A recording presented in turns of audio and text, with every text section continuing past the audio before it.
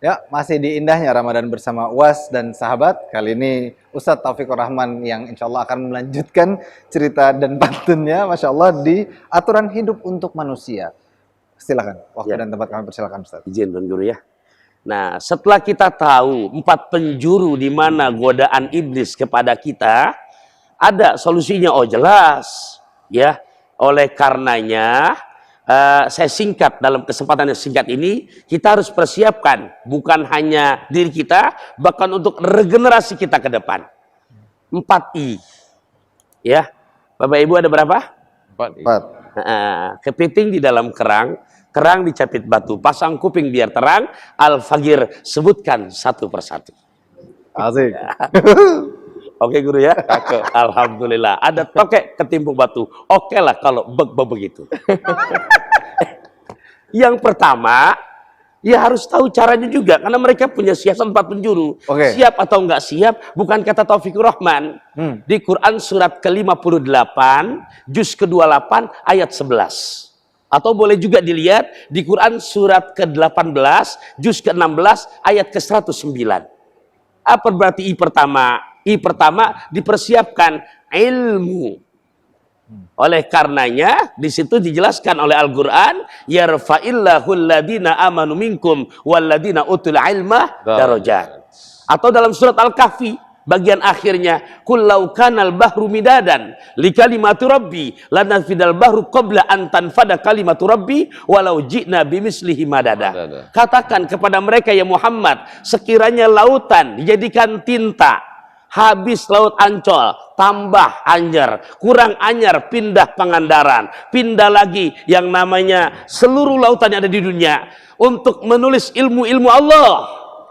Lantas habis semuanya, ilmu Allah masih jauh lebih luas ketimbang yang ada pada manusia. Digambarkan oleh Al-Imam Nawawi dalam kitab Nasoil Hibatnya pada hadis pertama, di barisan yang pertama itu, di mana laksana jarum yang dicelupkan ke laut, jarum diangkat, ada tetesan air, setetes Allah berikan untuk semua manusia yang ada di muka bumi.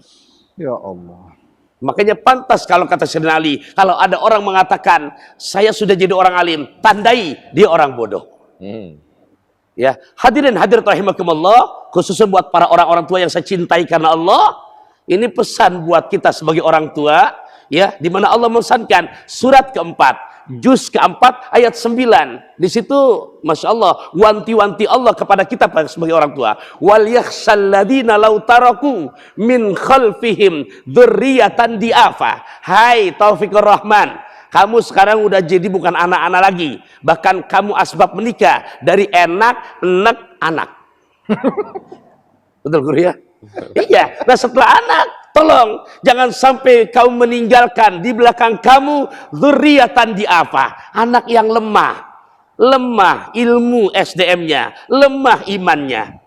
Allahu Akbar. Ini bicara ilmu. Makanya Imam Syafi'i sangat tegas kepada orang-orang yang punya keleluasan waktu tapi dia tidak mau mencari ilmu. Apa kata beliau? Faman lam yadhuq murad ta'allumi sa'atan tajarra dhulal jahli tula hayatihi wa man fatahu ta'lim waqta syababihi fakabbir alaihi arba'an liwafatihi. Pelajaran pesantren. Ya salam. Mahfuzan. Iya, ya Allah, siapa orang tidak merasakan betapa pahitnya belajar ilmu, maka dia akan merasakan betapa hinanya bodoh dalam sepanjang hidupnya. Siapa orang yang punya keleluasan waktu, ini Masya Allah TV-One, dalam suasana Ramadan, untuk menemani para pemirsa sahur, ada ngaji bareng UAS. Untung saya masih diingat diajak. Ya Allah. Iya, ikan mas koki berwarna-warna. Emang rezeki nggak kemana-mana. Asik. Ya. Ilmu sampai kata Ibu sampai apa? Waman fatahu ta'lim waqta sababihi. Siapa orang yang punya keleluasan waktu untuk belajar tapi dia tidak gunakan buat belajar, fakabbir alaihi arba'an liwafatihi. Nemuin yang begitu, udah takbirin aja 4 kali deh. Ya Allah. Berarti kalau ditakbirin 4 kali siapa Bapak Ibu? Jenazah. Ya jenazah. Allahu Akbar. Minum jamu di Pondok Indah bersama tamu dari Malaka. Dengan ilmu hidup jadi mudah, tanpa ilmu hidup celaka. Ilmu tidak cukup. Ada lagi. Masih ada waktu ya? Ada dong. Ya, soalnya kan waktu tuan guru kita ini. Sebagai yang diajak harus tahu diri. Nah, yang kedua, tidak cukup ilmu aja. Apa? Yang kedua, iman. Indonesia ini udah kaya dengan orang-orang yang berilmu.